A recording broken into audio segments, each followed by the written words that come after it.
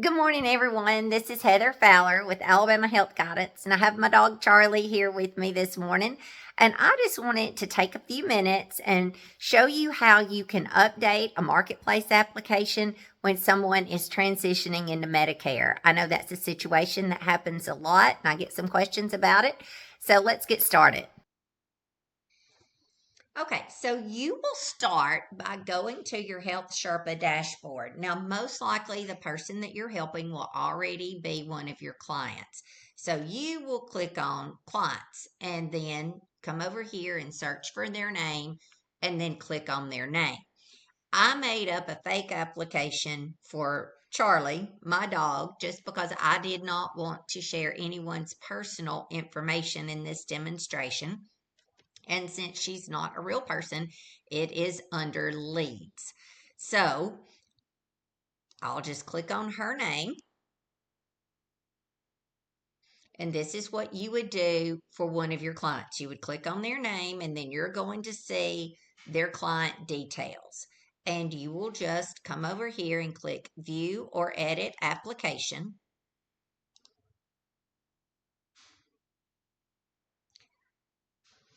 Nothing on, you won't have to change anything on this page. And unless something has changed about their address, there's no need to update that page. And unless something's changed with their contact information, you're just going to continue through this until you get to this household section. Okay. Here in the middle of this page, you're going to see Medicare eligibility. Is anyone currently enrolled or Medicare or will be in the next 3 months? So you can even update this, that far ahead of time, 3 months, if you know the person's going on Medicare. So what you need to do is come down here to edit this section. Now, this page will stay the same. Okay, I've put in my cat, Miss Kitty, as Charlie's spouse because that's a situation that you encounter a lot. You will have one spouse going on to Medicare and the other spouse will be staying on the marketplace plan. It's a good practice to always put the younger spouse as the primary applicant, but in this demonstration, we're just going to pretend that the primary applicant is the older spouse and that is the one going on Medicare.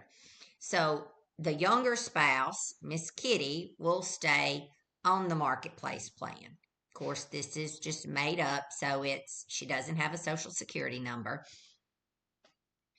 but you would keep the spouse on the application.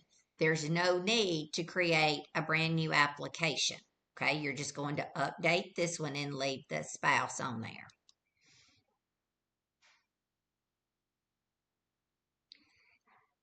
Then you will come to this question about Medicare eligibility. Are any of these people currently enrolled in Medicare Part A or C or will be in the next 3 months? So we're going to pretend that Charlie is going to be going on Medicare. This is May 2025, so we're just going to pretend that next month, June 1st of 2025, is when she will be transitioning to Medicare. And so you see here it says Charlee Fowler wants their marketplace coverage to be active until their Medicare begins. Okay. And then if you want to hover over this question mark, it just provides a little more information. But we know that that is what we want. We want Charlie to stay on marketplace until Medicare becomes active June 1. Then you'll see that Miss Kitty is here. She's the spouse. We want her to stay on the plan. So there's no need to click anything there with her. Okay. She's not going to be eligible for Medicare. So you do not click anything there. And then you will just hit continue. And you're going to continue on through the application. Now, because this is a made up application, I'm going to run into some roadblocks. So I just want to show you some things you may encounter. Okay. You may encounter a question like this. Okay. Is the spouse currently enrolled in health coverage? And they are, because now this one has me. I made up another one for me. But the spouse is enrolled right now, but the plan as it has been will be ending because you're updating it. And so you will need to go ahead and click yes there on for the spouse because you are going to update this plan as they have known it. So you will have to click that for it to go on when you get to that question. And then when you get to the end, you're going to download the eligibility letter. And somewhere on there, it may not look exactly like this one, but somewhere on the eligibility notice, you will see where it will have both spouses' names and you will have some kind of statement regarding that the person will be going to Medicare. So here I made up this application and pretended that I was going to be going on Medicare. And so you see that it says will no longer be enrolled in a marketplace plan as of July 1, 2025, because you told us you're starting Medicare. And so there will be a dot under the person's name that will be going on Medicare.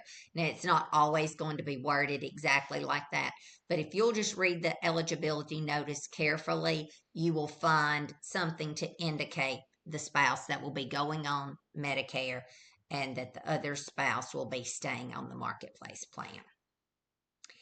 And then after you download that eligibility notice, you will have to confirm the plan. Okay, you're not done yet. You'll get this little notice that says you're not done yet. You're going to have to confirm the plan. Most likely, the person's tax credit, premium tax credit amount has changed, and their premium will most likely change. And so you will need to review that with the applicant. And then if that is what they want to do, that's when you will click on enroll in this plan. And so that's the steps. And if you run into any problem with it or have any other questions, please feel free to reach out to me and I will be glad to help you. Have a great day.